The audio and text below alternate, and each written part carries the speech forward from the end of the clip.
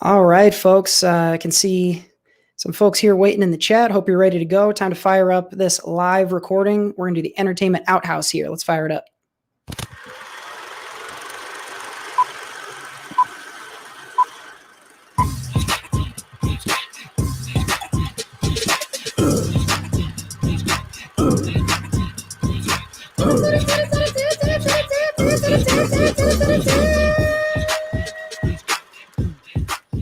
What's up, everybody? Welcome back. This is Cody Michael. I am joined, as always, by Seth Ott.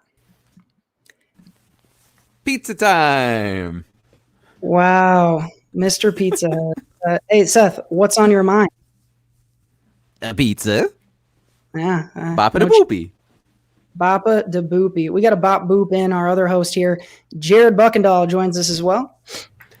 It's me, Cheesy Steve, and I rock the Parmesan. Wow, nicely done. Underrated SNL sketch, I will say. That one holds up well. How you guys? We didn't get to chat much before we fired up here. Did you guys have a good Wednesday? Mine was jam-packed. I've been running all day.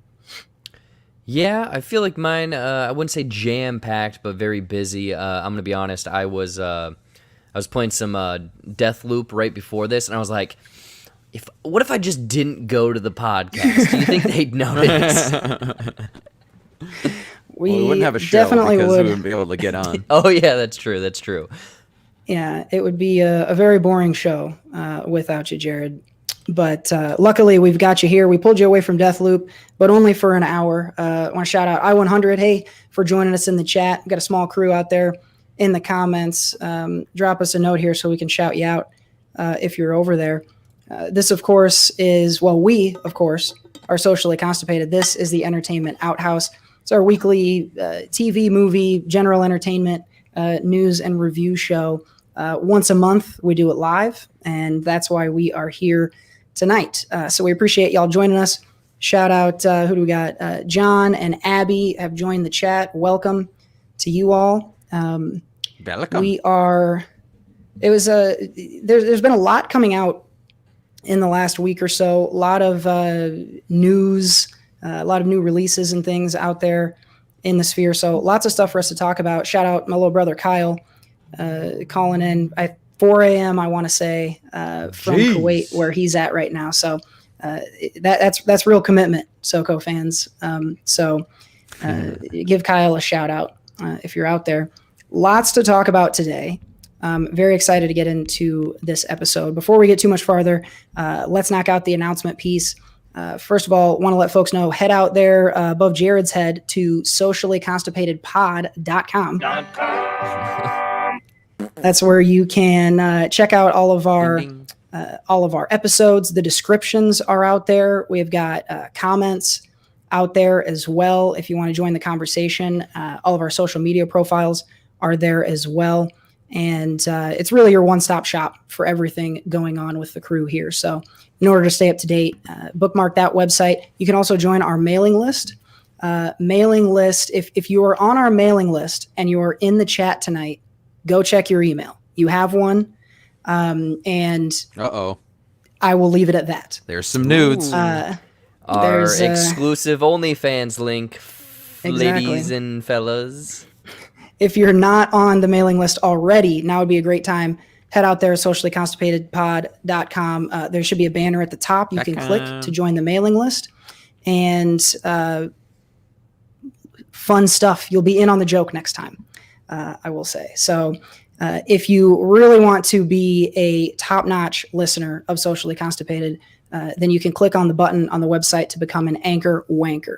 These are the folks that like us so much that they're kicking us a few bucks a month to keep the show going and growing. So I want to give a big thank you to those of you who are anchor wankers. Jared, do we have the list here to pop up just for a brief sec? Go. Here's the crew.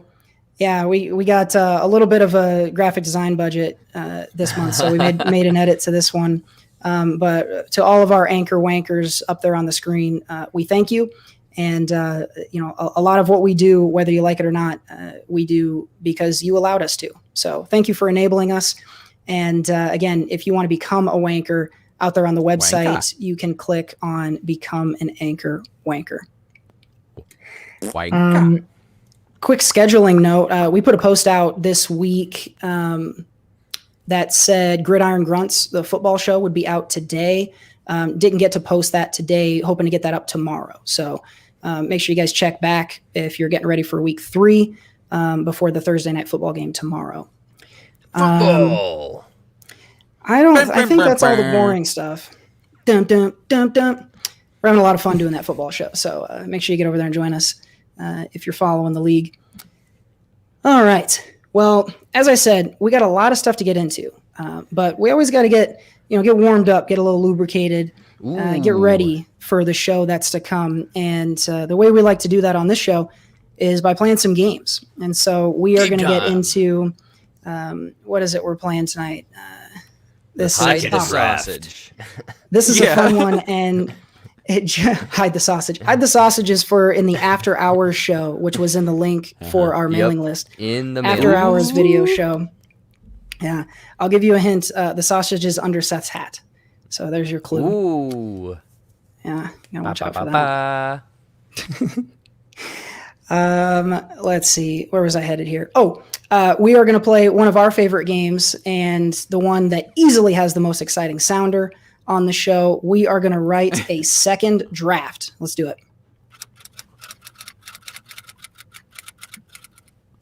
Try to contain your excitement for that legendary sounder. That was exhilarating. Seth is cranked up. He's a fan of Recorded pizza live, and by the way. typewriters. Yeah, very, very tough to get that recording just right on the typewriter. Seth, you look like a crazy person. I know we're going to hear a crazy plot synopsis in a second. What do you got for us? For those who don't remember what the second draft entails, this is a game where I've taken a plot synopsis for a movie, taken out, in this case, 6 words. We're going to replace them Mad Lib style with some things like nouns and professions and things like that. Then I'll plug them right back in, and we will read off the synopsis with the new words, and the guys will try and guess what movie this is from. What? You guys ready? Movie? I feel ready, but we may need some help from the chat. So, guys, don't hesitate to participate out there if you think you know the answers to this one. All right. So, who would like to be the first one to give a response? I will go first. I volunteer as Jared will tribute. go first. All right. Perfect. Jared, from you. From you, I need a profession. Snake Wrangler. Snake Wrangler. Yep. All right. That was my nickname in high school. All right, Cody. I need an organization of some kind, an example would be like YMCA or like a football team or like something like that. Okay. I am going to say the WNBA Players Association. Oh, no. Hope you're ready for that one. Okay. Jared, simple one here. I need a noun, person, place, or thing. Dog. Can I switch that to the more technical term? It just makes more sense. Canine? How's that? Oh, yeah. Okay. What if I just said no, and I was like, no, please, you're going to have to leave it dog. Actually, go to the doggos. All right, Cody? I thought, yes. Oh, go ahead. No, go ahead. I was just going to say, if you were really going to be, a stickler for the terminology and not force him to use canine instead of dog, I just thought that'd be a little, rough. Oh, no. All right. You can see me, Jokes. Bend, Oregon. You can see me Friday night at Capitol. Gonna be a great Show set. dates to follow. Also in the email. Tickets available online. SociallyConstipatedPod.com. All right. I need a number from you. Yeah. I mean, what? It's a stupid ass question. 69. Come on, we're not reinventing the wheel here. Jared, I need a type of vehicle. So it could be boat, car, plane, just anything. Could be specific, could be general. Let's go with the Prius. A Prius. Yeah. I'm going to put Toyota in front. Thank you. And then, Cody, last thing. I need a noun. Person, place, or thing. Person, place, or thing. I am going to say... Okay. Can I go international? I want to say biblioteca. Sure. Ooh, adding some spice into this one. Is it biblioteca or la biblioteca? I don't know the context of the sentence, so either one. La is the. So if you need the library, say la biblioteca. Otherwise, just biblioteca is fine. Okay. Oh, wow. Autocorrect works well. All right. I'm going to plug these in real quick. Boop, boop, boop, boop, boop, boop. Yeah, While do Seth is some vamping for me for a second. We normally have the power of editing for this. Yeah. Shout out Tyler TB joining us, aka Farts. Or is he Farts or Dick and Balls? I don't know which is which. TB, shout out to you. Thanks for being here. I like what John's saying. Wanking for a cause. If we ever have a charity event, that is going to be what it's called. So appreciate you, John, for that one. Yeah, Abby, I am amazed you're in here. If it's not on my calendar, I am unaware that shit is going on. So shouts out to you for keeping up with the show and finding us here live tonight. I-100, I got to tell you, we share a common strife right now. The PS5 has been impossible to get a hold of. I have still not done it, but both of these guys have. And so all I hear about is how amazing fucking Deathloop is. And, I got to go back and play Fall Guys, I guess. The death is looping. Yeah, I don't even know what that means. All right, we have officially and successfully run our words through this new plot synopsis. I'm going to go ahead and read it off, and you guys are going to try and guess the movie. All right. Okay, so a snake wrangler works with the WNBA Players Association to communicate with canine life forms after 69 mysterious Toyota Priuses appear around the biblioteca. Oh, dude, I know this one. I know this one too. Yeah, buddy. This was a good one. We nailed it. We nailed it. Well, let's vamp for a minute. The first person who can correctly get this right in the comments, I'm going to give you a prize. I feel passionate about this answer, and I really hope someone out there knows it, and you will be rewarded, kindly rewarded, if you do know it. So drop that in the comments if you know the movie. Seth, let's hear it one more time. Yeah. Let's hear it again. Yeah. All right. A snake wrangler works with the WNBA Players Association to communicate with canine life forms after 69 Toyota Priuses appear around the biblioteca. I don't even. You could shoot it this way and still have it make some amount of sense. It would be certainly less impactful at points. But I think you could, if you could recut the trailer for this one with these alternate words in it, I think it'd be worth doing. I don't know, especially the Priuses. That would be. Yeah, I think that would work. The very last word, that one would be a little difficult. We'd have to shoot it on miniatures. Yeah. I-100 guesses Antlers. Not quite on Antlers. This is an older movie. We're gonna time you guys out. I'm only a little bit disappointed in the comment section tonight, but we'll chalk it up to maybe there's a delay in the comments and you've all written it and we just haven't seen the comment yet. We'll assume that's the case. The movie here, Seth, is, for my money, the best movie ever made, Arrival, with Amy Adams. You are correct, sir. We are correct, sir. Ding, ding, ding. For the win. Yes! LeBron James at the buzzer! Nicely done. Kyle guessed Men in Black. Decent guess. Yeah, I could see how you would arrive at Men in Black, but no, we've got arrive. That's how you get there. Zing. We've talked a lot about Arrival, so I'm certain Seth smirked when he picked this one. Why don't we hear the original synopsis, Seth? Yeah. the original synopsis is a linguist, not a snake wrangler, works with the military to communicate with alien life forms after 12 mysterious spacecrafts appear around the world. I'm curious. We've played this game a handful of times. Have we ever gotten one word correct? Like, or are we just always so far outside the box that we're not even getting close? Yeah. Yeah, it's always so far out. It'll happen. So I don't think that's our fault. I don't think we're weird. I think filmmakers are boring.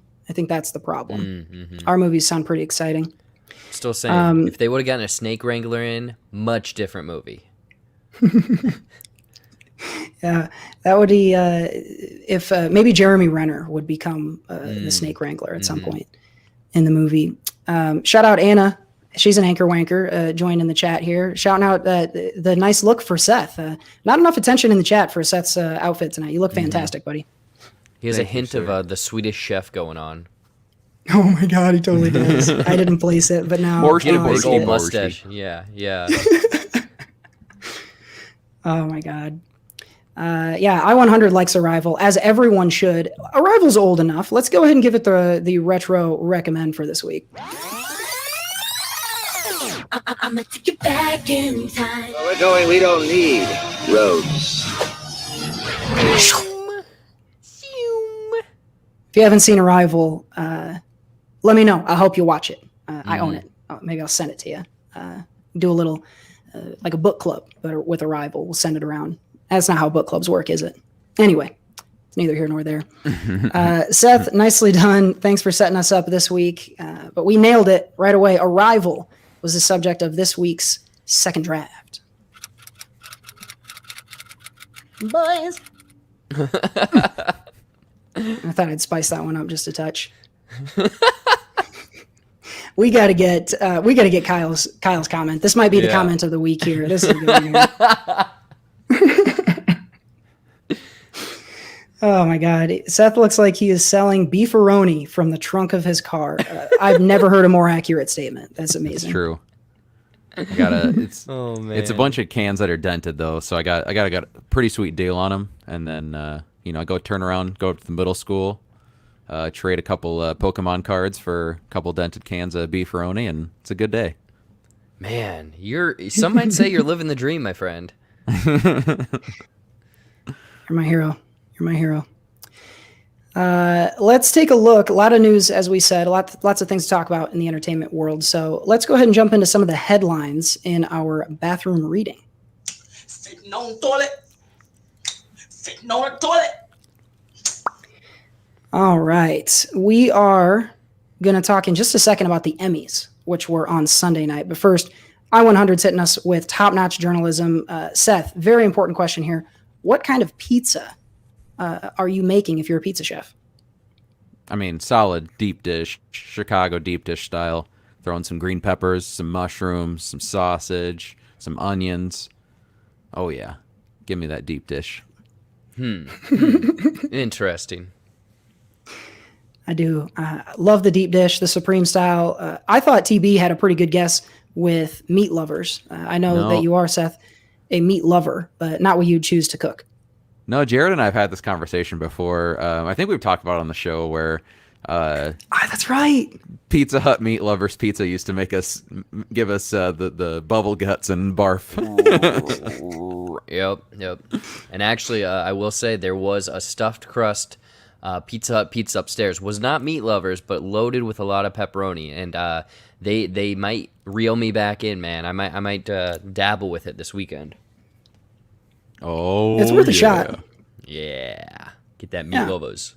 Maybe your stomach ages with you, and I don't think anybody ages into their stomach being able to handle pizza, but you might be a fringe case. So let us know if the iron stomach shows up.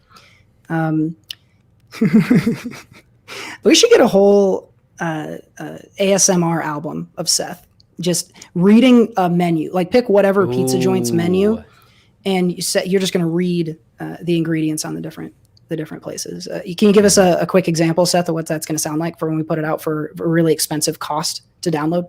Well, we already had the request for deep dish.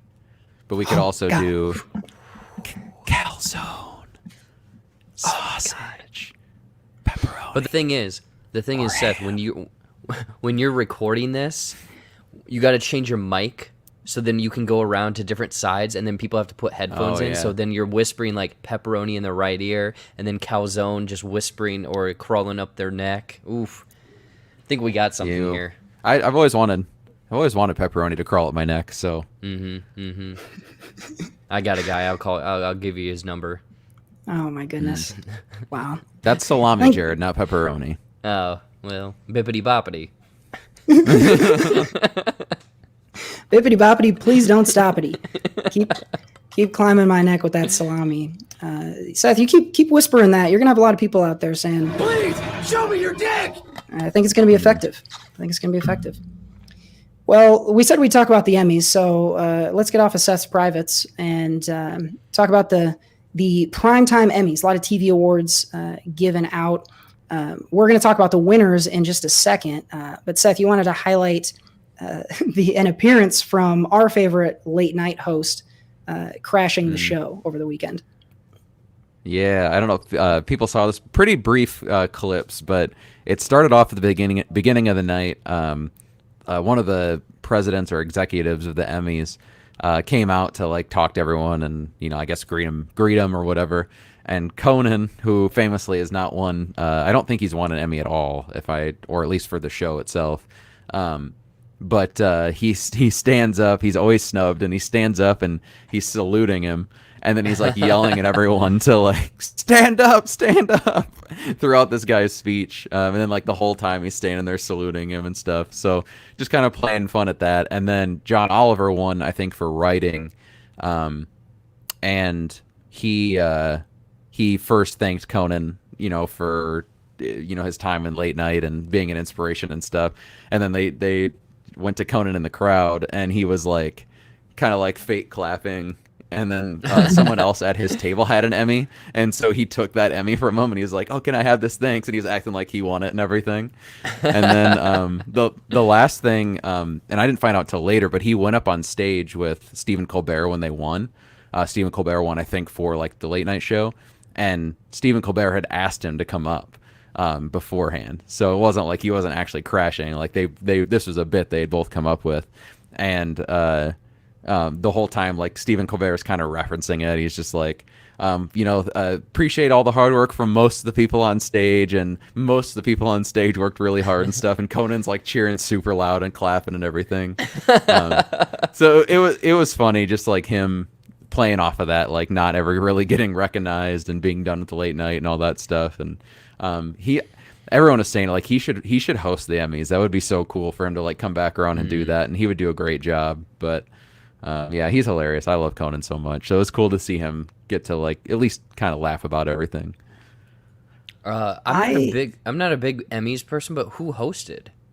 I don't know. Actually, I didn't watch the whole thing either.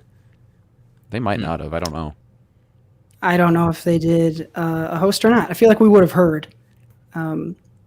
Yeah, seems like kind of thing we should have probably known if there was a host. Totally agree with you. I think Conan should host everything. I think I don't know a lot of people that dislike Conan. I have heard people say that he's not their taste or whatever, but I don't know anybody that like flat out hates Conan. I don't think he does anything problematic, so they wouldn't have to fire him right beforehand or anything like that. Mm-hmm. And I'm excited to see what he puts out on HBO. It is criminal that he went 30 years in late night without winning an Emmy. I really, that's a shocking stat to me. But that to me means that the Emmys aren't worth dick if he's not winning them. So get your shit together, Television Academy, I guess is my message to you. But there were a bunch of other winners. So let's shout them out. Mike V joins us in the chat. Hey, Mike. Let's see here. Yeah, I-100 just dropped in. Dave, Lil Dicky, was in the opening. I did watch that clip. Really cool to see him. I think him having a mainstream audience and being kind of, at an event like this was really cool to see, because I feel like it's still kind of fringe to be into Lil Dicky, but Dave is making him show up in a big way. So loved seeing that. Okay, we're going to get into some winners here. And spoiler alert, if anybody asks you who won blank Emmy, this year, just guess Ted Lasso. You'll be pretty close. A lot of wins for them. We'll scroll down and you guys stop me if you want to chat a little bit about any of these winners and react. I watched a fair amount of the acceptance speeches for the shows I like anyway. So this is one that we all watched and I know liked a lot. For Best Limited Series, The Queen's Gambit from Netflix. Really liked Anya Taylor-Joy in that one. I don't have the other nominees in front of me, but Seth, this is one you watched. Did you think it was the right pick? Yeah, I mean, there was also like Mayor of Easttown in there, which is another one I liked a lot. But yeah, I liked Queen's Gambit a lot. That was a show that I came on to late and was hooked on as soon as I started it. So it's cool that they got recognized for that. And then like, spoilers here coming up, but best lead actress for a drama was Kate Winslet. So she got her recognition for that. And I thought she was the best part of that show too. So yeah, glad that won. I thought it definitely, the show as a whole deserves some recognition. Yeah, Seth, you called a couple of shots here because you had talked about Kate Winslet and then also Jean Smart for Hacks. You were screaming this before you even finished the series. You must have been pretty stoked that she took it home. Pretty pumped about that one. And she was also nominated for Best Supporting Actress for Mayor of Easttown, and I was really kind of hoping that she would take that home and have two Emmys in one night for two different roles. But no, I was super pumped about Hacks. That's a show that I didn't think would end up winning in their category just because they were going up against Ted Lasso, but I loved that show. And Jean Smart carried that show. She was great in it. So yeah, happy about that one too. I'm late to this one, but got it in my HBO Max queue. Can't wait to watch the Hacks. Probably binge it maybe this weekend. The Crown swept the lead actor and actress. Olivia Colman won, and Josh O'Connor. I don't watch The Crown, so I don't have much of a reaction to it, but they win a lot of awards. I will say that. Let's see the lead actors for comedy. Where'd they go?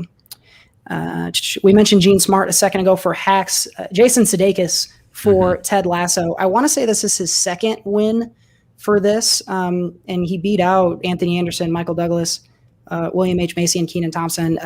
I would have bet my life savings on Jason Sudeikis to win this one. Everybody loves him as Ted Lasso. So, Jared, have you seen season 1 or started season 2 yet of Ted Lasso? This is one I see you shaking your head. You got to check out. I think you're going to really like it when you watch. I know. And I have, I have Apple TV Plus right now with my PlayStation 5. So I feel like I need to chisel out. I need to watch some Hacks. I need to watch Ted Lasso. I need to watch Queen's Gambit. Basically everything you're going to talk about right now, I just need to watch. Yeah. Yeah. I'm the same way. It's lucky we got Seth because I have not seen a lot of this either. Ted Lasso wins as well for Outstanding Comedy Series. Again, not a huge surprise, but Seth, I did see Pen 15 nominated. I know that's a show that you were a fan of. Probably not surprised they didn't get the win over Ted Lasso, but still pretty nice to see. Yeah, and with Ted Lasso, that was cool because Bill Lawrence, who is the co-creator with Jason Sudeikis, who did Scrubs and all that stuff, he never really got recognition for Scrubs either. And so it was cool to see him finally get one like that. He was the guy who talked when they accepted the award and everything. So it was cool just to see him get that recognition. Zach Braff was actually up there with him because Zach Braff directed the second episode of the series of Ted Lasso. Oh, nice. And so he actually won. He won, I think, or he was at least nominated for best directing of an episode. I don't think he won, but he was nominated for that episode. So that was cool to see. Just in general, they were all, you could tell how much they all loved being on that show and love being on that show. And so it was cool to see them all together celebrating and all that stuff.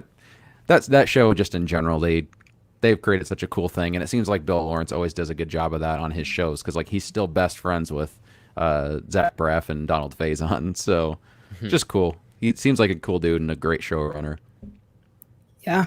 I mean, do the shows well and have everyone like each other after all that time together. It's not an easy feat. One of my favorite versions, they all kind of gathered around Brett Goldstein, who won for supporting actor. He plays Roy Kent on the show, and people love him. I see a lot of love for him in season 2. I haven't caught the second season yet, but excited to do so.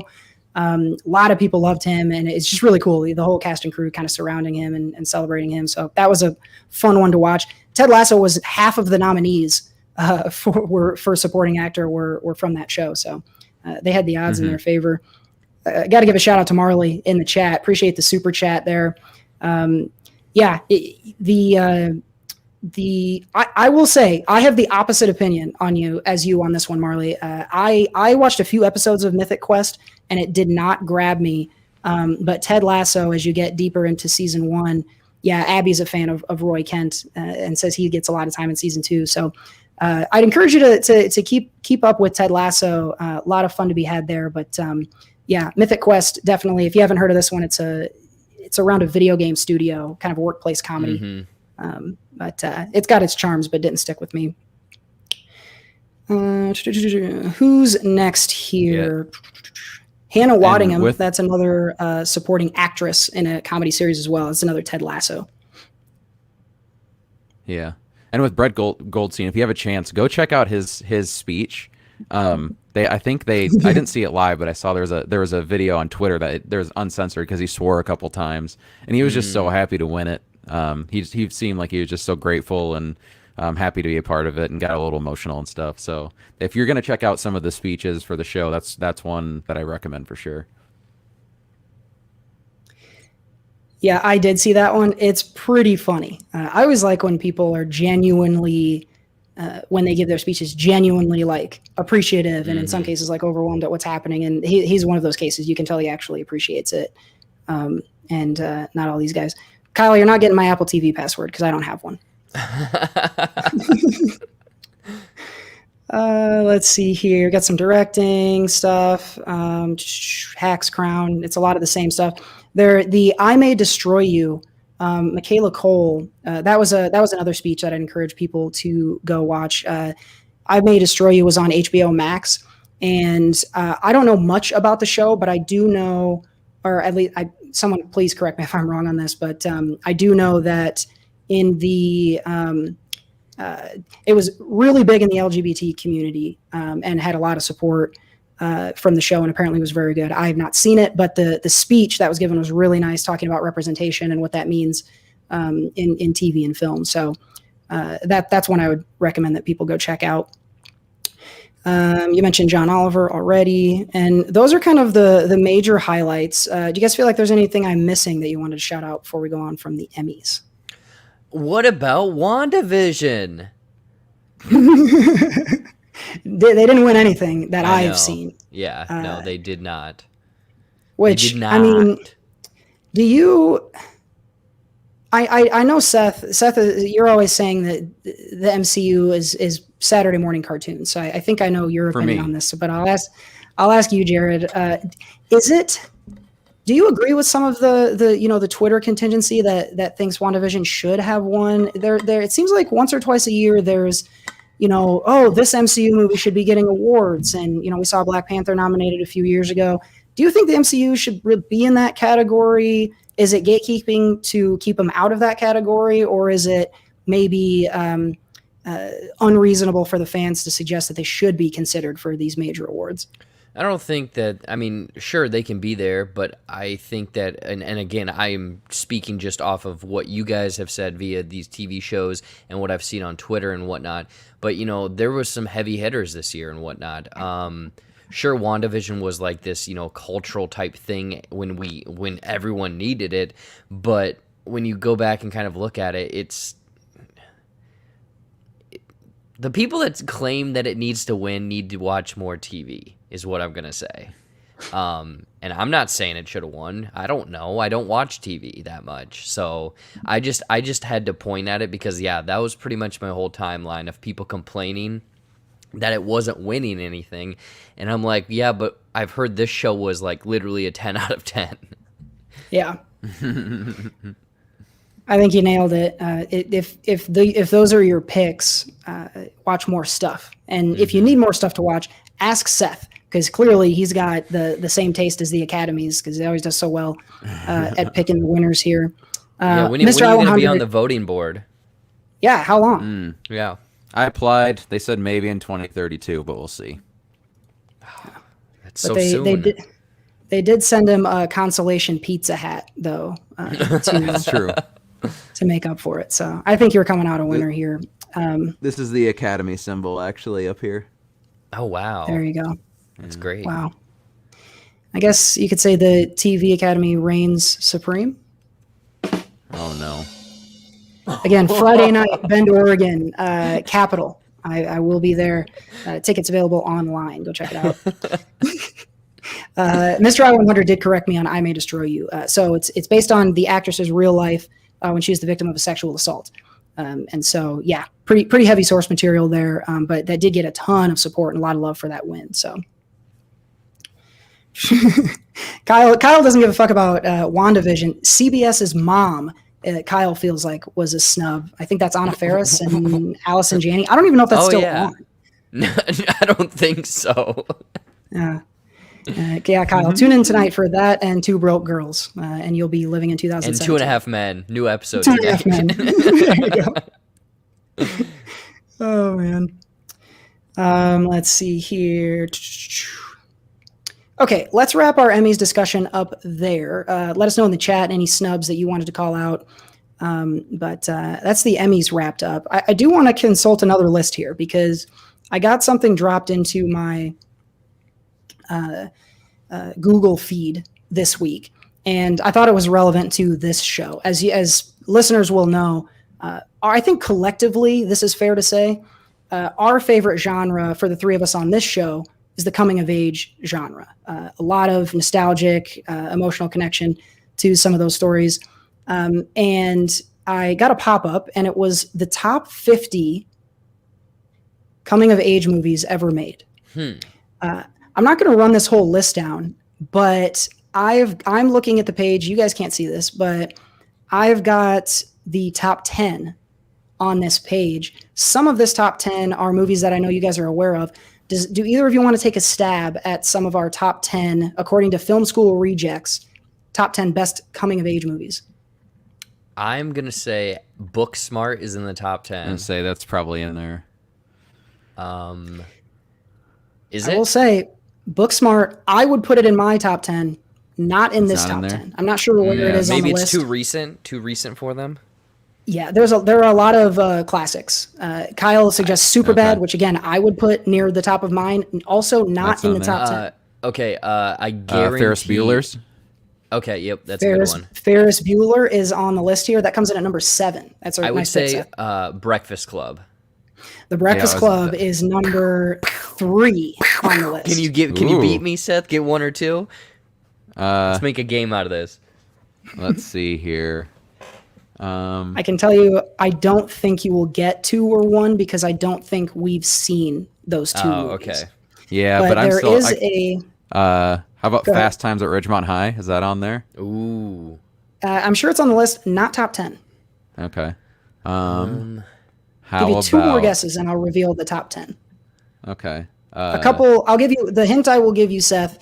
There are 2 movies that I know you really enjoyed from the last 5 years that are both in the top 10. Back to the Future and 16 Candles, not top 10. Nice guesses though. Good guesses. I-100 and TB. Yeah, 16 Candles is the one I was thinking of. From the last, you said from the last 5 years? Yep. Fuck. Do you mind if I jump in? Is Hearts Beat Loud one of them? It is not. It I is wish. not. Damn it. It's another one I would put in my top 10, but Yeah. not for the Film School Rejects apparently. Give me some actors. Oh, I know one. Is it Lady Bird? Lady Bird is one of them. Oh, yeah. That one came in at number 9. I'm going to start running down the top 10, and I'll pause when I get to some that I think you'll know. Number 10 is called An Education. I'm not familiar with this one, but it's Carey Mulligan who stars. It's from 2009. Lady Bird I've was heard of number that, but 9. I've never seen it. Number 8 was Moonlight. That's one that has been on my I have to watch this list for Yeah, I years now. still do too. Did not make it. Ferris Bueller was number 7. Stand By Me, the Stephen King adaptation, great coming of age movie. A lot of fun quotes and things from that one. That's number 6. This one was a surprise, but I get it. Carrie, also Stephen King horror. Oh. That's number 5. Yeah. I guess. Yeah, I don't know. You could pick apart whether that's a coming of age movie. I don't know. I'm but- assuming it's the original, not the remake. Correct? Yeah. Or did Yes. they just okay? Yeah, no. This is Sissy Spacek, not Hit Girl, whose name is Chloe escaping Grace me right now. Moretz. Thank you. Yes. Nick Cage. Also not Nick Cage. Nick Cage, shockingly not present in this top 10. Damn. Cody, can you do that line Okay. quick? Oh God, beige! No, not the beige. No, not that No, one. the other one. The other one. From Kick-Ass. Oh, now switch to kryptonite.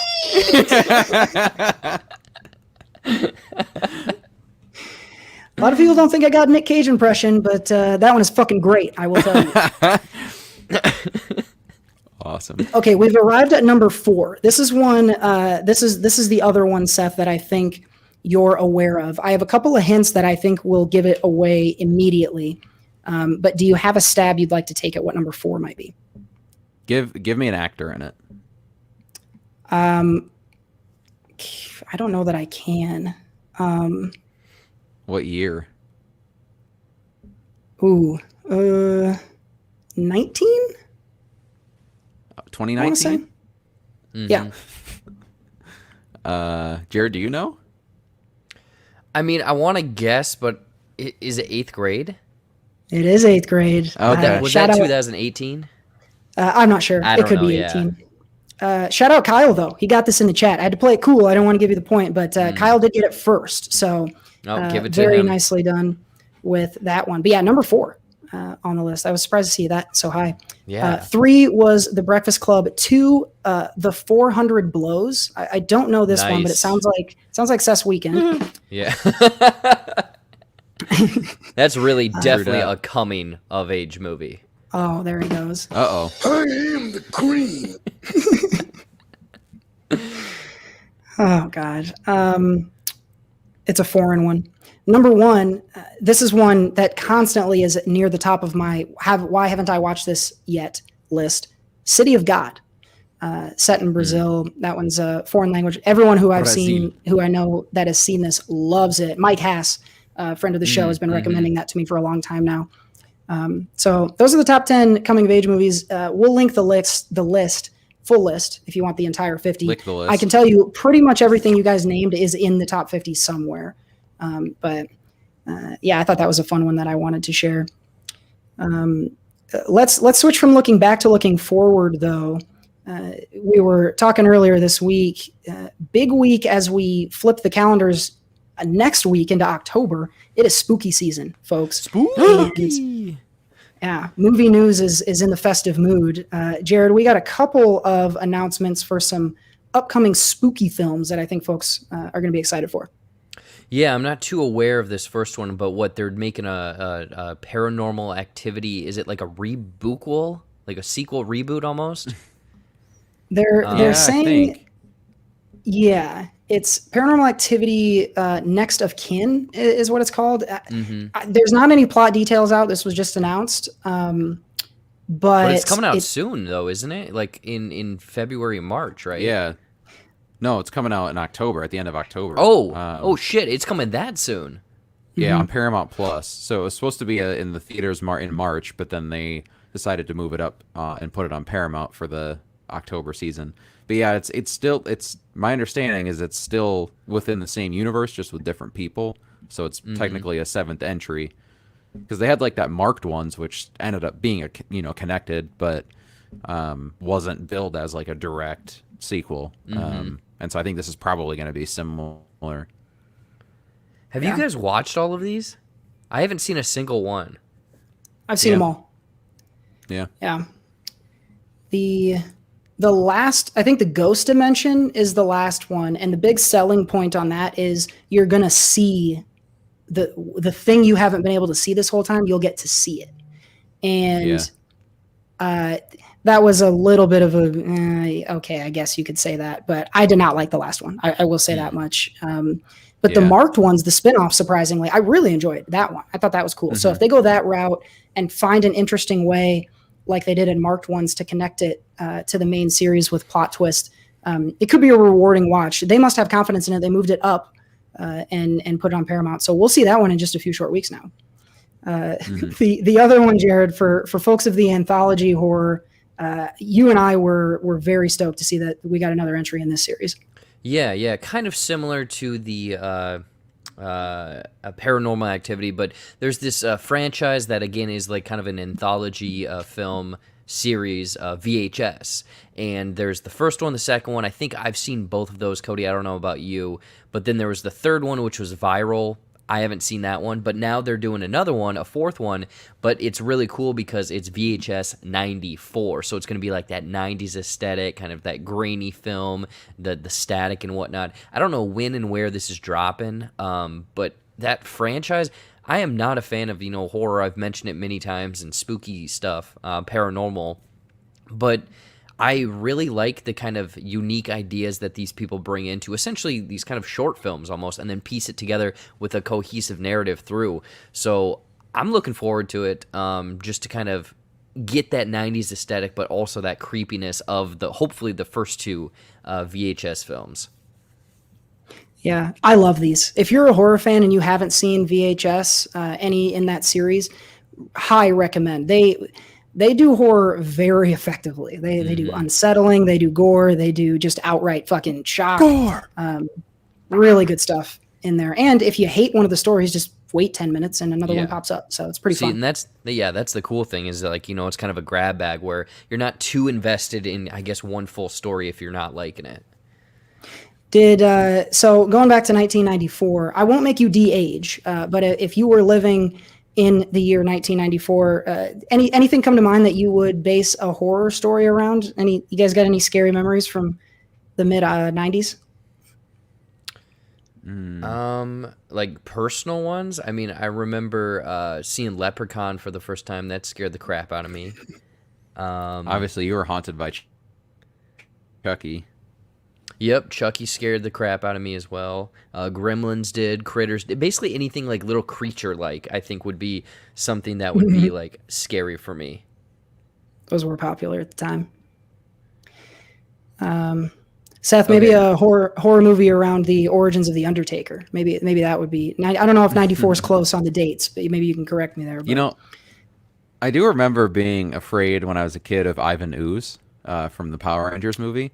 And so I think maybe that would be it, like an actual, like they really do a gritty version of Ivan Ooze, like he's actually out there murdering fools. I'd watch it. Scared the hell out of me. Leprechaun scared me as well. That one had Jennifer Aniston in it. It was scared the hell out of me. I got every time that she would pop up on screen, I'd get so scared. I'd get really stiff, and just. Made it a really uncomfortable watch. You basically get stiff and wet your pants, yeah. Yeah. I was rocking some what do we call it? Pearl hammock? Is that the word? Oh no. Yeah. Oh, that's nasty. I've never even heard that.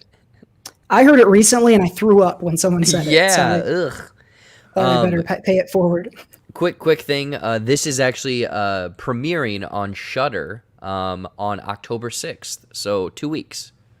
Wow. Yeah, that's coming fast. I very nearly bought Shudder like 50 times just to watch a few. This is a horror-specific streaming app, if you haven't heard of it. Sometime I will do a trial period or buy it for a month and run through a bunch of... Maybe now's the time to do it. It's spooky season after all. Spooky. Might be a good time. We'll have to... Spooky crisp. Tune in next week. We'll do some research and find out if there's a promo going on. Maybe you can get a free month or something. Quick thing, spooky. Kyle, yes, absolutely. The Courage the Cowardly Dog. There were like 4 episodes that were god awful terrifying. I don't know which one the one is called, but it's like this woman with like a mask, and it was almost like live action-esque or like 3D in that 2D world. Ooh, that's scary. The Return the Slob. I think that's the one. Yeah. Yeah.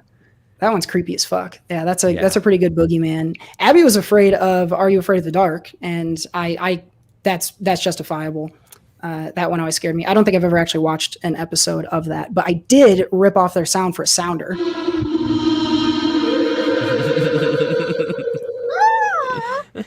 There you go. Why is that one still uploaded on the board? I just pulled it up while you were talking. Oh, wow. So appreciate you giving me a moment there. That's perfect. Yeah, love that one. Well, we're going to get to our reviews in a quick second so we can get you guys out of here. Let's answer this one, though. Mike V wants to know what we're going to be for Halloween. You guys got any ideas yet? No. Booby tassel, man. I'm going to wear booby tassels. Yeah. That's it. You should be a booby tassel. Yeah, just repurpose the pizza hat. Yeah, there you go. Someone asked me this the other day of what I was going to be because they're always like, oh, you're the Halloween guy, your costumes and stuff. I have no clue. I have no idea what I'm doing. I have no idea what I'm dressing up as. I'm trying to think of like pop culture stuff that happened this year that you could dress up as, but I don't know. Jared, it's probably, I don't know, you might have missed the boat on this, may have been better last year. I think you would make an incredible Joe Exotic.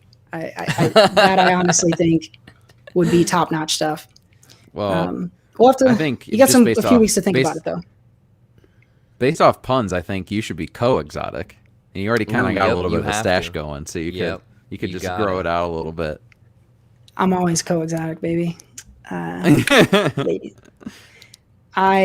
My costume. We'll see if I decide to like really, do it this year. I've been growing out the mini fro a little bit this year. I finally have become able to grow facial hair. I'm going to make an attempt to shave this thing into a little pencil stash. And if I can get a purple suit, then I would love to go as Prince. Willy Wonka. Yep. Willy Wonka. Yeah. Wow. Great. Exactly. Willy Wonka. I'm going to murder a bunch of kids on Halloween. I thought you were going to say the ladies' man from SNL. Ooh. That if I can't get the purple suit, then I'm going as Tim Meadows. That's actually a really good idea. I have to work on does he have a lisp? Is that his he's got a speech kind of, yeah, you kind of have something like that. Yeah. Oh, hey, Jared, problem solved. Yep, Kyle, right yet another awesome comment here. Bring back the pickle. That's what America wants to see. I should. The cardboard cutout pickle. Legendary costume. That's a throwback. Kyle's been around the show for a long time. Yeah. That's a episode That's a 8 or 9 cut. callback. Yeah, that is a deep cut. Deepest cut. Wow. I love those deep cuts. Oh, mommy. Let's see here. All right. We're gonna run over. We always do. So we're gonna wrap up our bathroom reading right there. Sitting on the toilet. Now flush.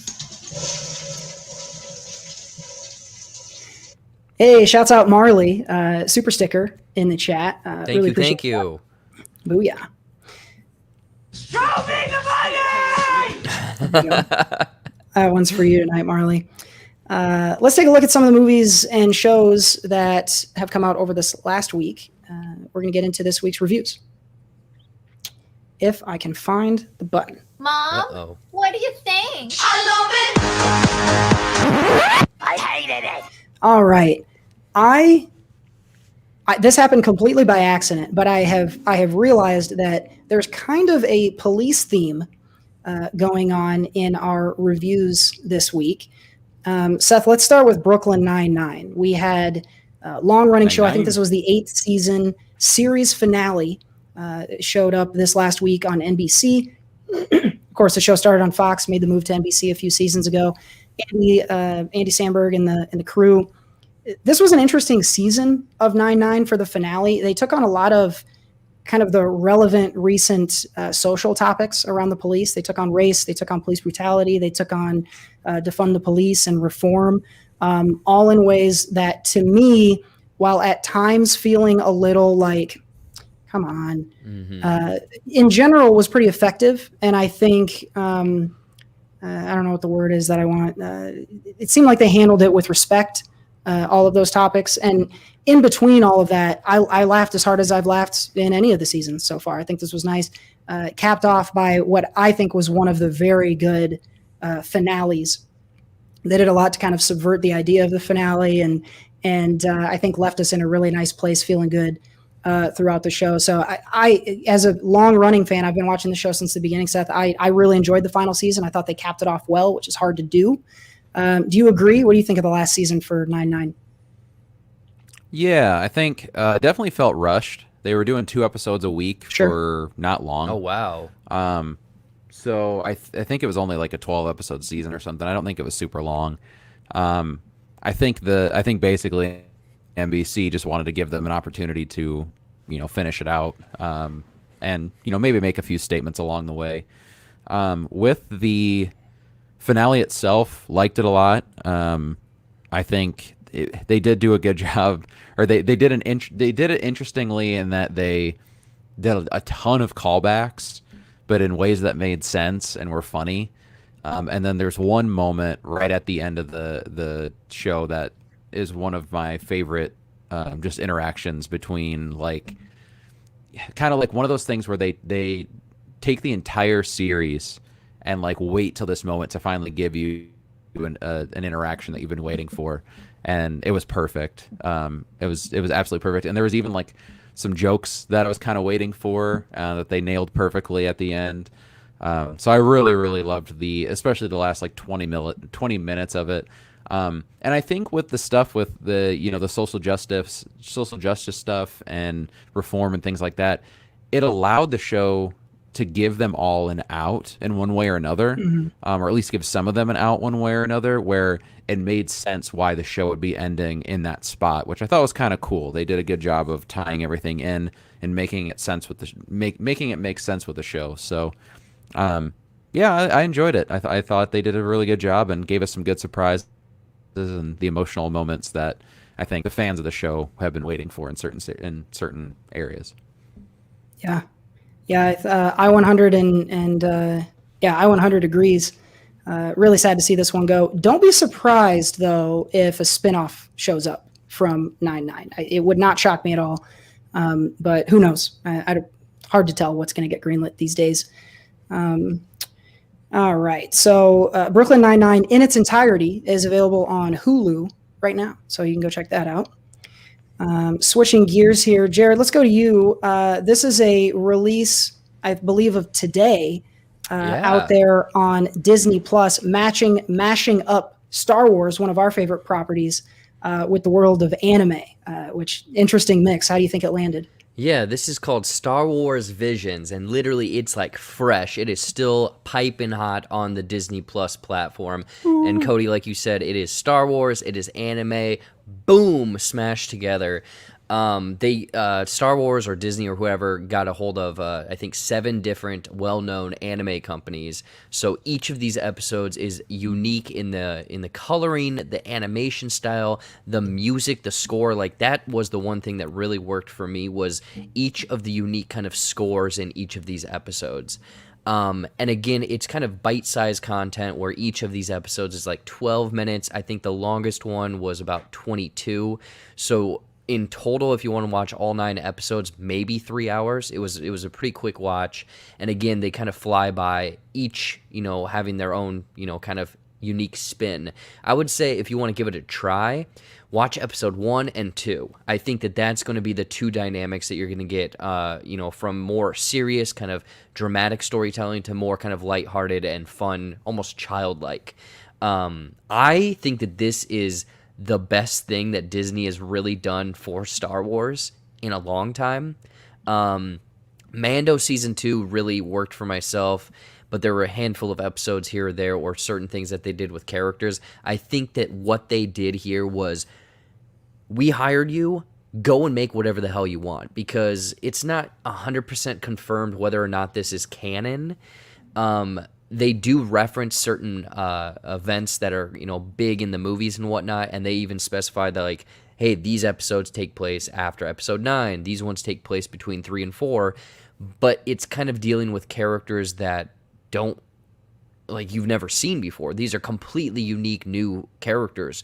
So I think that it's almost like this breath of fresh air from not necessarily the fandom, because I think the three of us are so removed from that, but it was just so cool. And there are, 9 episodes.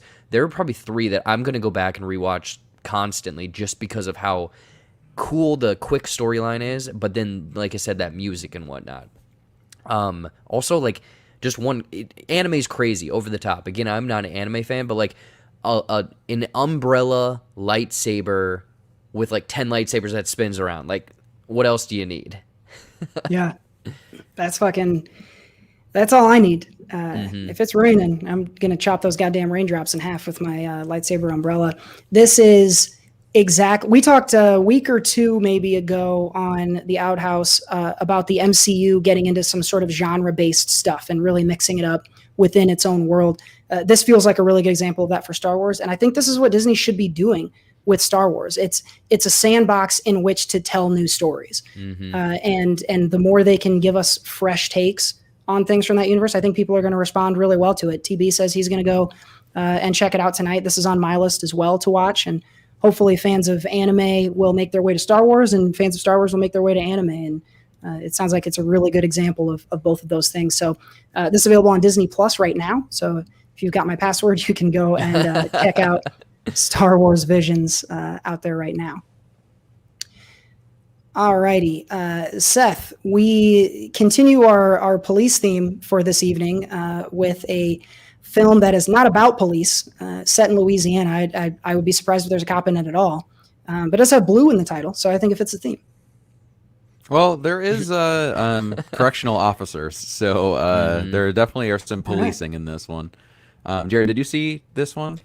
No, but I am aware of the general plot. Okay, so yeah, Blue Bayou is the name.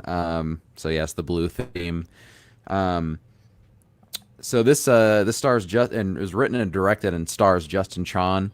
Apparently he was in some Twilight movies. I don't know. I didn't really see those. Nice. But essentially, he is married to Alicia Vikander in this movie. It takes place in New Orleans. They're having a kid, and then he is also essentially become the father of a kid that Alicia Vikander had through a previous relationship. That relationship is kind of funky. There's some not good stuff going on in it, and so this person actually is a cop. So there is a cop in that. All right, and look at that. Through some series of events, Justin Chon gets essentially they find out that he is an illegal immigrant through kind of some loopholes, and the loophole is through adoption essentially. And so that's kind of the story here with this movie, is that there are so many ways, and obviously like there's some movies recently with immigration and illegal immigrants and things like that, with like Yellow Rose last year that I really liked a lot. And this one's a little bit different because it sheds a light on a way that you don't really think of, which is through things like loopholes and just different ways that the government can kind of snake around getting people, out of the country, even though they were they weren't born here, but they came here before they could even be conscious and have been with families for a long time and all that stuff, and essentially still not be legal. And so it's the struggles of that, and kind of like with Justin Chon in this movie, he's really, really close with the daughter that Alicia Vikander has, that's not his biological daughter. And so the story kind of centers around their relationship and how she really views him as his father, or as her father, but also like she has a biological father, and like kind of the struggles between back and forth on that, because they know who her father is and that he's that cop. So there's a lot of struggles going on there. So it's a pretty emotional movie. But the best part of the movie for sure is Justin Chon and the child. Her name's Sydney Kowalski. She's really, really good in this. There's not as much in it that I like. It seemed early on that was going to be the large chunk of the movie, and I was looking forward to that, and then it kind of strays away from that a little bit for a while, and so that was kind of a bummer, just because I was really digging their whole thing in this movie. But in the end, I did enjoy the movie as a whole. It does shed a light on some things that I had no idea about, and I think that was definitely the point of the movie. And with any type of movies like this, they do throw some statistics at you and that type of thing at the end. So yeah, I think it's a important movie to see in terms of the stuff that's going on right now with immigration and all that stuff. So I'd recommend checking it out if it's in your theater or on a streaming service or something like that soon. Nice. Yeah, I think when movies like this show the story of someone whose story has not yet been told is when they can really be effective, and we can kind of see new perspectives. And especially when someone who fits in that demographic is the one making the movie, then I'm not surprised that this was effective. So Blue Bayou is out there right now. And Seth, we're going to wrap up our police-themed trilogy. If you're caught up on The Outhouse, then we were big time looking forward to the latest from good old Jerry Butts. Yes. And Jerry Seth, you Butts. caught it. So what did you think? Jerry Butts original. I caught some butts this weekend, and let me tell you, so this movie is called Cop Shop, and I had a fucking blast with this movie. This movie was so much fun. Yes, Jerry Butts. Jerry Bada Butts boom. is killing it. So essentially, the premise here, it stars also Frank Grillo, who is Crossbones in the Captain America movies. So Frank Grillo, clearly at the beginning of the movie, gets himself arrested and in jail. Something's going on. He purposely bumps into a cop and gets himself into jail. He doesn't really have any identification, is acting drunk and things like that, so the cops really can't pinpoint who this guy is. At the same time, you also see Jerry Butts lurking in the background, kind of keeping an eye on Frank Grillo. And so he ends up doing the same thing and gets himself arrested. And so these two are in a cop shop in jail. Essentially, Jerry Butts is hunting down Frank Grillo, and he's a paid for hire mercenary type guy. And that's where this movie kind of goes crazy. I don't know if you guys have seen the trailer for this one, but there's a third mercenary that comes in that essentially they're all looking for Frank Grillo to try and kill him because there's a hit on him. And so there's a third mercenary that comes in who is hilarious. He's like an older guy, and he is very he's not overpowering anyone, but he's very skilled and like deceptive because he looks like a kind old guy, and he's very just like very Midwestern and South Dakota like type of talking. He's just like, oh, there you are, and like kind of just shoots a guy like, oh look at that bullet hole in your head, like stuff like that. So it's got this movie has like a really weird and fun tone to it. There's a ton of jokes actually throughout it, but these mercenaries are like still pretty ruthless and fun to watch do their thing in this one. There's a pretty fair amount of action and like gore and guns and things like that. But at the same time, they spend a lot of the movie kind of like in a bit of a way setting up the world, but then also just like giving you some twists and turns and setting you up for some stuff that's happening later on. So there's actually some interesting plot going on here, and like some callbacks to things throughout the movie where you're like, oh yeah, I remember they kind of set that up, and then it comes back around. So it's a fun like action. I wouldn't say like thriller because it's never really like super intense, because it does kind of have a funny tone to it. But it definitely has like some mystery elements involved and some just some general like not, I don't want to say like detective stuff, but again, if you pay attention, you'll be able to like kind of point things out. There's also obviously like some cops involved here, and the main cop, Alexis Louder is the actress. She's great in this too. She's very much like she shouldn't be in this police station. It takes place outside of Vegas. It's like a smaller precinct outside of Vegas. And she's like excellent shot, star person there. Clearly shouldn't be at this lower cop shop, and so she is, mostly for the most part the antagonist or protagonist in this one, and she's pretty great as kind of like the straight man or straight woman to this weird world that's going on. So I would 100% recommend this movie. If it's in the theater, go check it out. Once it gets on VOD, and if you can't see it in the theater, check it out. It's directed by Joe Carnahan, who's kind of hit or miss on movies, but he does hit on this one. So I had a great time with this. Definitely check this out. Man, you definitely have me sold. For some reason in my brain, this sounds very similar to Wrath of Man. Yeah. I think this is a little bit more like cheesy than Wrath of Man. Perfect. But not like super cheesy. Like it takes itself seriously, but also like is funny. Like there's funny moments. Like the world itself is taken seriously, but the characters are a little out there, and the jokes are kind of like meant to like not be punny, but a little bit just like ham-fisted a little bit. This I haven't even seen this. I know I'm gonna love it. You just helped me plan my weekend, Seth. I'm gonna drink 10 beers and go watch Cop Shop at the theater. Cannot wait for this. That's a Wow, fun one. I love it. Lots of good stuff. So you can check out Cop Shop and Blue Bayou in theaters now. Brooklyn Nine-Nine has wrapped up and is on Hulu, and Star Wars Visions is out there on Disney Plus. So you can check out those things are all available now. And we're gonna wrap up our reviews right there. Mom, what do you think?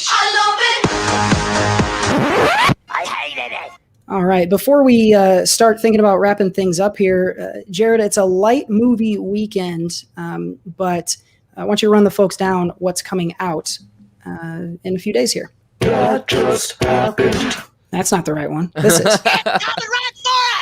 There we go. I was like, what is that one? That's a new funky.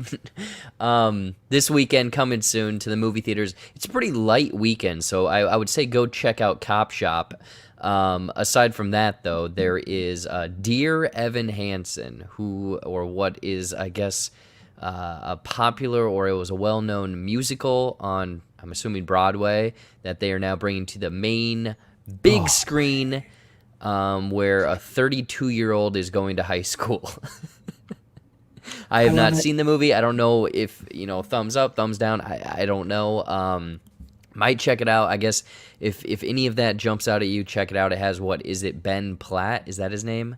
Mm-hmm. Ben Platt, who Broadway loves, and people love this musical. This movie is getting tanked on the reviews. So I don't know. I know Abby, who's out there in the chat, was looking forward to this one, and so was I. We'll see. I don't know, but early indications are not that this is awesome.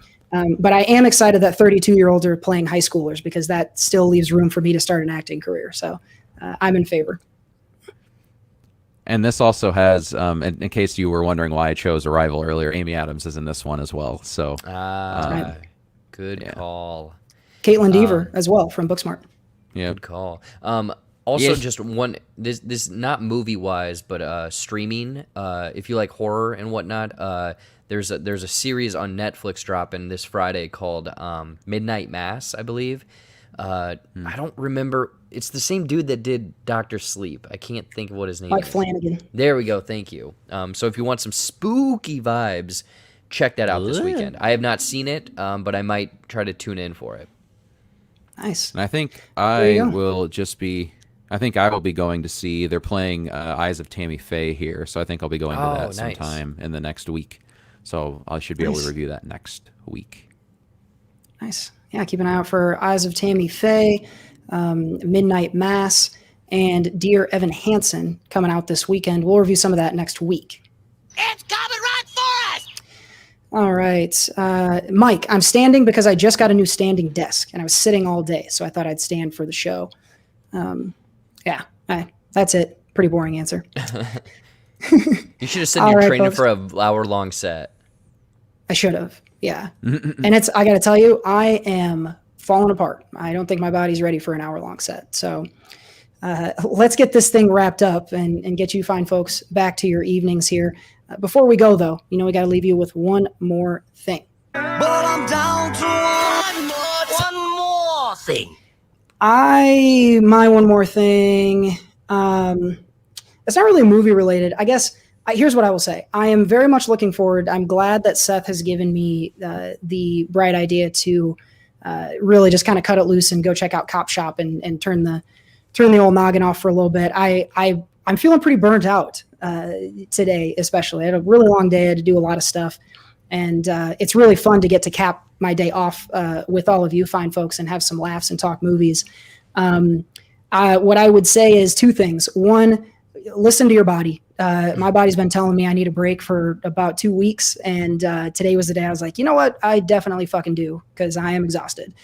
And so, listen to your body, take your breaks. And when you take them, do something fun like that, that you can really, really enjoy. I'm going to do it with Cop Shop over the next few days. And so, take a break and treat yourself every now and then. We work hard. Everybody out there does. So, take a second to, get a movie ticket and go watch Jerry Butts shoot some guys for 2 hours and chill out a little bit. Man, that is some good advice, sir. Everyone here on the podcast and in the chat should definitely take that advice. I won't. My one more thing is, and a few people have kind of said it in the chat about Cry Macho or whatever. A funny story around Cry Macho is I was gonna watch it, went on vacation, did not watch it, but my parents really love Clint Eastwood.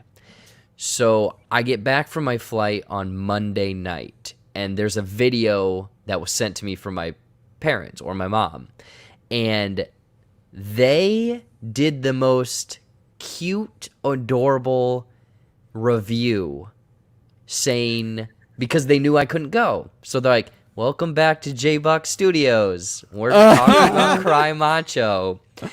And it was just so endearing, I would say, but also they even like put a sketch in. They moved over from where my mom was talking to my dad sitting in a chair with a hat and like a cigar, and he's like, hey, the old man still got it or something. I was like, what the hell? So what? It awesome. It was so endearing. Because also, like, they're not reviewers, so, like, you can see them trying to put it together. It was great. It was great. I think Jill just popped in and said it was the best video ever or something like that. Yeah, it was the best video I've ever seen. Amazing. Jared, name your price. I will make you a rich man in exchange for this video. America needs to see, but it's good to know creativity in the video making and the movie reviewing and the comedy. It runs in the awesome. Buckendahl family, apparently. I Apple in the guess, tree. Yeah. That's so funny. Oh boy. Well, my one more thing is first, I already know, I got a new computer set up here right now, thanks to Cody, and I appreciate the laptop and all the setup he donated to my cause. But I know my internet has been awful this show, so I apologize for that. I've been on Wi-Fi, which I normally am not, so I think very soon, I think by the next show, I should be able to be hardwired in and be all set back up. So thanks for bearing with me on that one. And then this weekend, speaking of Mike in the chat, I'll be seeing him going up to O-line to compete in a bags tournament. So, see Mike for this event that he's putting on. He's doing a great thing, helping out with the United Way and helping run the event. So shout out to Mike for working hard and doing stuff for a good cause. And I'll come drink beer and play bags. Nice. Man, I love that. Enjoy that. Enjoy the cornhole. Shouts out Mike V, making the world a little better this weekend, helping out the United Way. We've got, what do we got? We got new computers. We got charity events. We got Jared's parents making their video debut. I'm sure they're gonna have 2 million followers on TikTok by tomorrow. Mm-hmm. And take a break, folks. Have some laughs and relax when your body needs it. That'll wrap up our one more thing. But I'm down to one more thing. Well, big shout out. Thank you, especially to those who joined us live in the chat tonight. A lot of fun, as always, to get to interact right with y'all. And we do this every month. So if you were joining for the first time, come back. Head out to the website, sociallyconstipatedpod.com. And join the mailing list, become an anchor wanker, follow everything that we are putting out. The mailing list is key, especially tonight, because we've got 2 winners, and they were playing a game nobody else knew to play because nobody else was on the mailing list. So Abby and Mike are going home with prizes, and I'm not even going to tell you guys why. you're going to have to join the mailing list if you want in on future secret giveaways. Or you can just reach out to Mike and Abby and ask them what the game was. So shout out to you two. Appreciate y'all being on the mailing list. Both of you anchor wankers as well. So really appreciate the support. And to all of our wankers out there and everyone either live with us or listening to the replay later, we appreciate that you support the show. We're going to wrap things up there. The recording for this will be out Friday, and then we'll be back with Socially Constipated on Monday. And then hopefully we'll be back on schedule as well. For the live folks tonight, if you're waiting on the football show, we'll get that up tomorrow so you can get ready for the Thursday night game. But for now, we're going to wrap things up right there. Again, thanks so much for joining us. For Jared Buckendahl and Seth Ott, I've been Cody Michael. We'll see you next time. Bye.